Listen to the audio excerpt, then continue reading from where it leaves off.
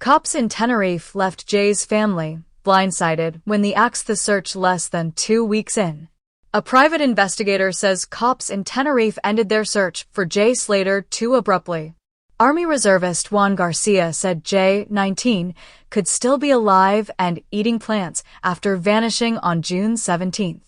Apprentice bricklayer Jay, from Oswaldtwistle, Lancashire, was last heard from more than 2 weeks ago when he phoned a pal to tell her he was lost in the middle of nowhere.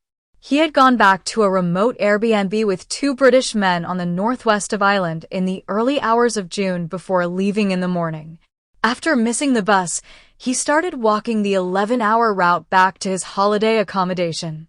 At around 8:50 a.m., he made a final frantic call to friend Lucy, saying he was in the middle of nowhere with no water and had just 1% battery on his phone.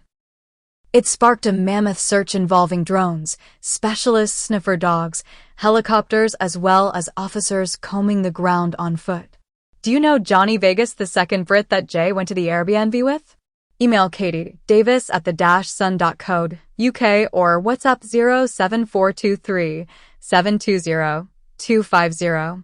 Much of the search was focused on a 2,000-foot ravine in the desolate rural Teno Park. But less than 2 weeks into the search, authorities called off the hunt, leaving Jay's family blindsided.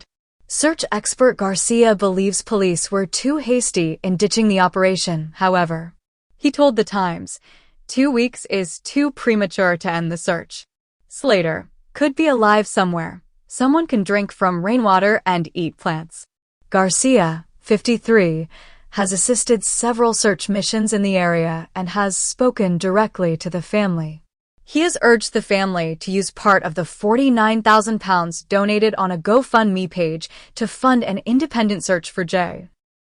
Detectives have promised to continue investigating and will probe any new tip-offs or information that come in. But the decision to dramatically cut off the search was the nightmare scenario Jay's family were dreading, a source close to them revealed. Some 30 cops, firefighters, and rescuers all took to the mountains in Masca, along with a handful of volunteers, on Saturday for a final push. Please subscribe to my YouTube channel. But the hunt, which centered around Jay's last known location, failed to find any trace of the teen. A source back in the UK, who has been in regular touch with the family, told The Sun, Jay's family knew the search would eventually wind down. They get that. But it was a nightmare scenario they didn't want to think about. And it wasn't something they thought wouldn't happen immediately. So for the decision to be made after just 2 weeks has left them bewildered and bereft. On Monday, Jay's parents Debbie and Warren pleaded with cops not to give up on their son during a crunch meeting. Jay's loved ones have vowed to continue scouring the island's rural Teno Park in the hope of finding him. Dad Warren, who was yesterday scouring a narrow ravine near to the village of Masca where Jay was last seen, said the police are not telling the family much about their investigation. He added that he has become frustrated and angry that more hasn't been done to find his son. Warren told The Sun, I've gone past the sadness bit, and I'm angry, if that makes any sense. I'm angry that nothing's happened. The lack of info has prompted Warren to become a detective himself. The police here are doing their own investigations. They're not really telling us anything. They're not telling you lot anything. We're in the dark, he said. All I'm doing is a Columbo bit myself. I mean, he might be on here, you never know, but as a dad, I don't want him to be. It comes as one of the British men who took Jay back to an Airbnb claims he only did so because his friends had all left him.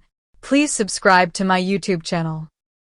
Ayub Qasim, 31, rented the £40 a night holiday let in northwest Tenerife under a different surname.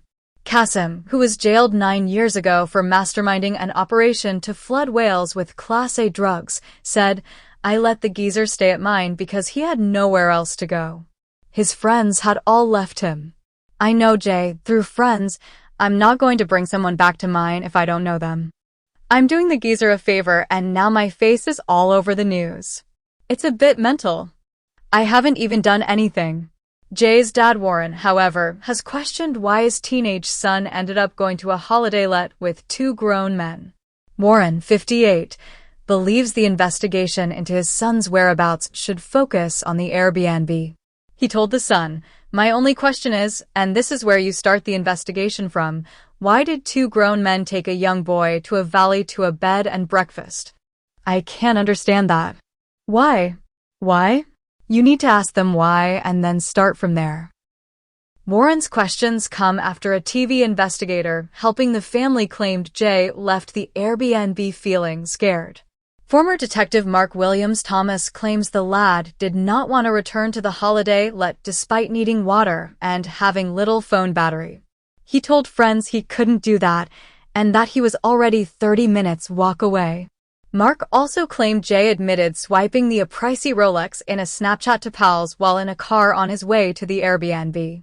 Subscribe the channel to get such videos.